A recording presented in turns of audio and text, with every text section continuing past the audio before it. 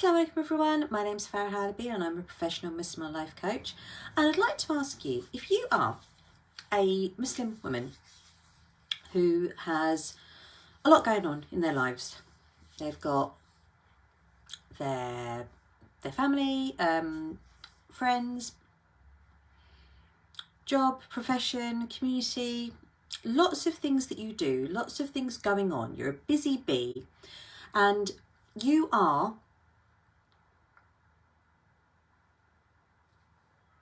I'm going like this and I'm just trying to think of the words because I've just had a bit of a block. But you are expected and you have expectations of yourself in each of those areas of your life, of your busy being, to be, to act, to behave in a certain way.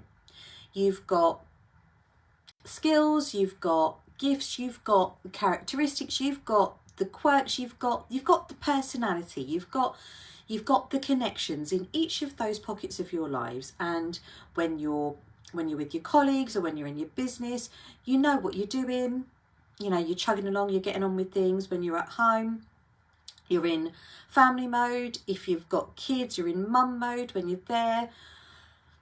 When you're with your community or in your community, or when you're with family, and in the different pockets of your life, you have an expectation of yourself of how you are, you know, going to show up in those little pockets of your life. And you've been doing that for so long. You've been doing that for ages. Do you miss yourself? Do you miss the you that doesn't do all of those things, that is you when you are not doing all of those things? The you from either way back when you didn't have a business to run, when you didn't have a family to look after, when you didn't have a community to engage with, when you didn't choose to engage in your community in the way that you do now, when you're, you know, when life was, I was going to say simpler, but just pardon that, it is what it is. But do you miss the you before all the doing? And do you miss the you in the absence of all the doing? Who are you if you're not doing all of this stuff? If you're not, you know, in your professional field, if you're not at home, if you're not with your family, if you're not out and about doing your community bits, if you're not doing something, who are you? And do you miss her? Now, today I've spoken to some amazing women, and I've had conversations with my eldest daughter today, subhanAllah. Our little girl kitten went to the vet, and she's come home and she's, you know, wanting lots of cuddles, and my daughter was looking after her, and my daughter was a little bit upset because she could see that Mimi, our kitten, was a little bit, you know, a bit subdued, and she got really, really upset and really angry at that point with the vet. She's like, well, you know, why did the vet have to do that? Why did the vet, you know, she can't, Mimi's, you know, she's all sad, and why did the vet have to do that? And I sat there and I almost went into the spiel of, well, the vet's, you know, a professional and does what they do, and, you know, and Mimi needed some attention, and that's why. The intention wasn't to hurt her, it was to actually make her better. And I was about to go into all of that, and in that moment I thought, she doesn't want to hear that, and she doesn't need to hear that. It's the emotion that she's just, you know, she's feeling a bit upset, she's, you know, her heart's going out to her poor little kitten, and she doesn't want me to go in there and give her logic or facts in that way. She just wants to stop feeling sad for her little kitten. She feels that, you know, Mimi is all upset and subdued and you know, didn't need to be. So sitting with her and asking her, well, what can you do? What can you do to make it better for her? What can you offer her now? We are where we are. She's had, you know, she's had her procedure done, and so she's home. What do you think she'd like from you right now?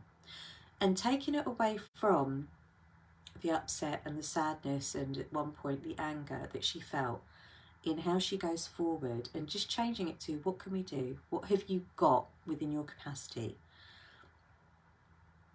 It's what I do with my clients. It's what I do with the wonderful ladies I work with. And it's a process of helping them see what they do have, what they can affect, what actions they can take, how they can move forward. Instead of being stuck in that emotion, being stuck in that feeling of upset, frustration, anger, you know, why? But by helping them go forward in how they can, you know, what they've got going on, what they can do, how they can, you know, what they can do next, instead of thinking about what's already happened, which they can't go back and change. And as we were doing that, it was really lovely to see how she came out of that feeling. And yes, she was still very, you know, upset for Mimi, but it was more a sympathy rather than a how could they do that to you, my little bubba. You know, she was like mothering her, and she was stroking her, and she was helping her drink, and she, you know, took her to the loo, and she was doing something. She was doing the caring. She was showing that upset and that anger was coming from a place of love that she felt for her, but that from the same place of love, how she could help Mimi, how she could put into action that love, that care, that attention, rather than sitting in an emotion that was making her feel not very good and just, you know, not particularly very useful or helpful to Mimi. Now, you might be thinking, okay, what's she going on about now? But when you can help, when you can see for yourself the next step, just one thing that you can do, just something that you can focus your attention on. When you focus on what you have got going on, what you can accomplish, what you can affect, what control you do have going forward, it takes you from feeling stuck and in that moment feeling quite entrenched in that feeling. And seeing it for my little girl in something just so simple as her empathy, her sympathy, her concern for her little kitten, that made her feel so angry, so upset, so sad, but changing the focus on the love that she has for her kitten and what she can do to show that love going forward. So if you think about right now the person that you miss, going back to what I was talking about in the very beginning of this life, which feels a bit like, you know, last year, but if you go back to thinking about the person that you miss, the you that you miss, previous to doing all the doing, previous to having all of those things going on, or in the absence of when you're not doing all of the doing, who's that person? Do you miss just being you? Or are you able to bring you into all of the arenas, or do you feel that you have to separate yourself? Now, the reason I'm asking that question is it's pretty much the same thing in terms of when you are, when we're stuck in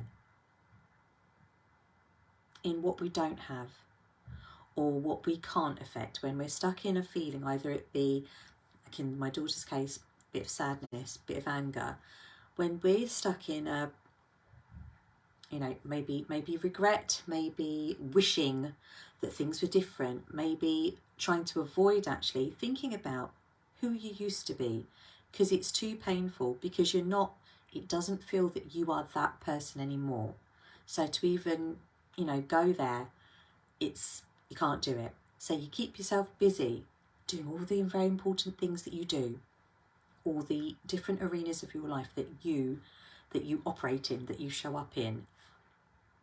But how how much, or how would you feel, what would you feel if you were the you that you've always been at the very foundation, and that from that place you bring you into all the parts of your life? The you that is wholly capable, full of possibility, motivated, enthused, wanting to share the amazing catalogue of gifts that you have, skills, quirks, personality traits, parts of you that you can, like, almost like your arsenal of tricks, your arsenal of you know, your great parts of you wardrobe that you go and you're like, okay, today I can bring that out, and I can wear that suit, and I can do this. But the rest of them, they're all still you. They're all still there for each of the other parts of your life that you can have them with, that you can use them in. But if they come from the foundation of you, the you that is wanting to be in each of those areas of your life, wanting to give, wanting to share, feeling that you are, you know, that you are wholly capable, that you are worthy, that you are, you know, you're doing this all right, that you are amazing, that you are pretty cool. How would that feel? What would you miss then? What would there be to miss if you brought that very essence of you, who you felt that you used to be, who you feel that you sometimes can't be in all of those other areas of your life? If you were to bring her and align her and integrate her and share the parts of her with who and in whatever areas you wanted, how would that make you feel? Would there be anyone to miss then? As you know, I'm a bit of a nosy Parker, and I love a reflection, I love a ponder, I love a query. So my question to you this evening is, do you miss you? And if you were able to bring the you that you feel that you are inside into the areas of your life that are important in the way that you want to, would there be anything to miss?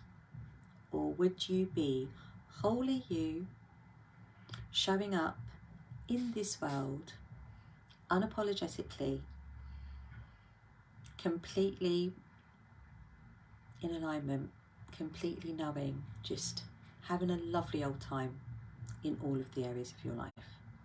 I'd love to know. I'm going to leave you with that. But as always, I pray that you are safe, well, happy and healthy. And if the answer to those questions that I've just asked feels a bit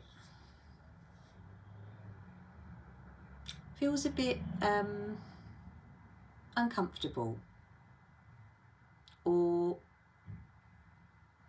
you really can't answer, don't know where to begin, then let's have a conversation. I can provide a safe, non-judgmental, completely confidential, safe space for you to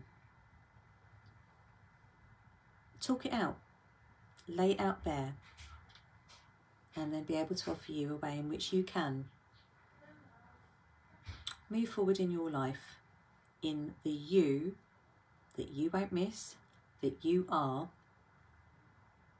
being you, who you want to be, how you want to be, to create not only a life that you want, but a life that you will love. You can message me for my next available consultation. You can DM me, or you can email connect@farahhalabi.com. But for now, take care. Assalamu alaikum.